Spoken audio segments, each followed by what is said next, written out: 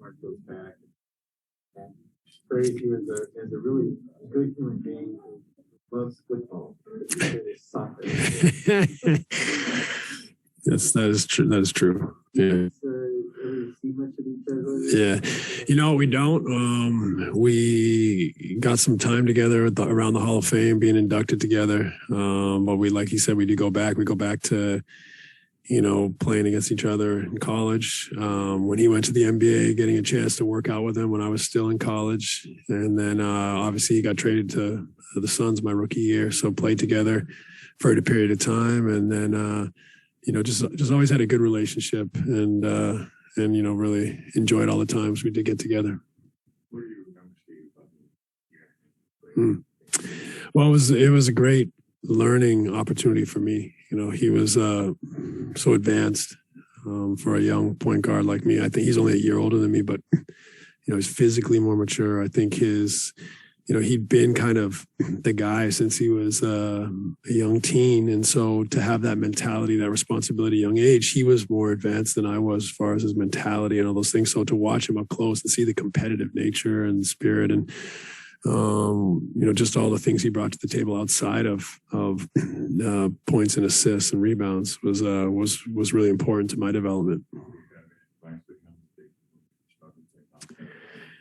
He's done it before. He's been head coach twice. So I should be asking him for advice, but that's what this league is. It's about continuing to persevere when things aren't going as expected. Everyone has bad periods of play as a group, your health or chemistry or just, the biorhythms of a team. So it's never going to be straightforward. It's never 1 + 1 is 2. It's always going to be a puzzle. And you go through patches where you just have to persevere and you have to trust and work with your group. So I know he'll be fine. He's been through this as a player, as a coach, dozens of times, and this is nothing new that he hasn't found himself out of dozens of times as well. Did you after you had done consulting and go take whenever you like, Steiny, just come whenever you like.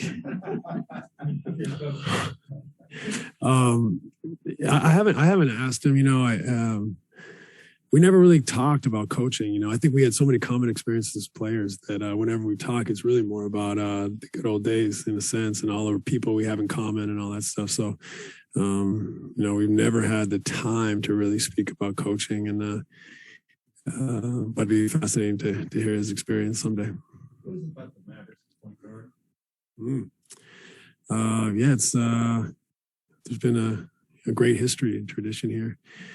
Lots of great point guards and lots of exciting teams.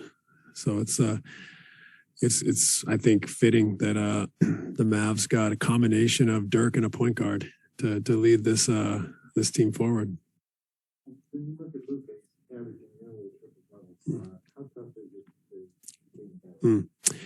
Yeah, he's one of the hardest guys in the league to defend. Can do it all 3 levels, can get to his spot, can make his shots, can make others better, can be bigger, can be more agile, can be quicker than certain matchups. And so you add it all up and it's an incredible mix and a lot of talent. For you, it was not a shocker that the Mavs are going to have the number, but have you got a chance to chat him up since that announcement? Yeah, I saw him yesterday and today, and I'm kind of tired of all the accolades, to be honest. It's like he's got a street, a key to the city, a day. I don't know. Let's see. He's got a school or something. But it doesn't have quite the same ring. But he well deserved, obviously, and really proud of him.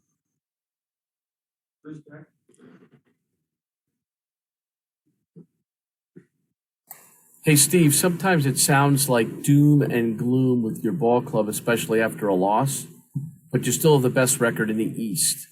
So how do you reconcile where you are as a ball club right now? Yeah, I don't feel doom and gloom. I'm extremely proud of our group.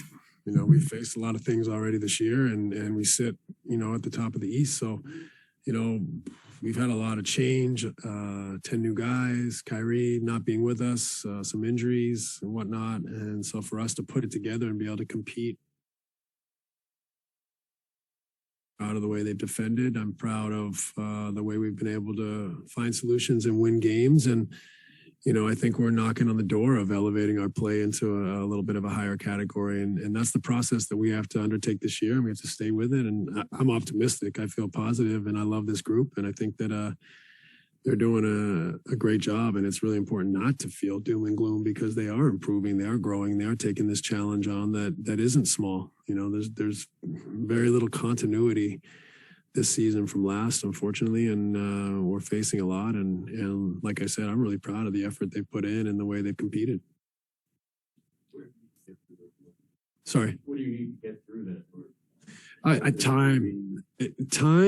Time, a great commitment, to stay with it, to try to be purposeful every day, to get towards, being a better team and finding a way to improve and smooth out our rough edges and find solutions to some of our, deficiencies. But overall, I feel like it's there for us to take if we stick with it. But it's not, like I keep saying, it's not something that's going to happen in 6-8 weeks. It's going to happen throughout the season. We got to try to put ourselves in a position that we're stronger, in March and April than we are now. And if we do that, I think, we can feel real positive about it. We can feel a sense of reward, and we can go into a playoff scenario with, some momentum and belief. Great. Thank you. You're welcome.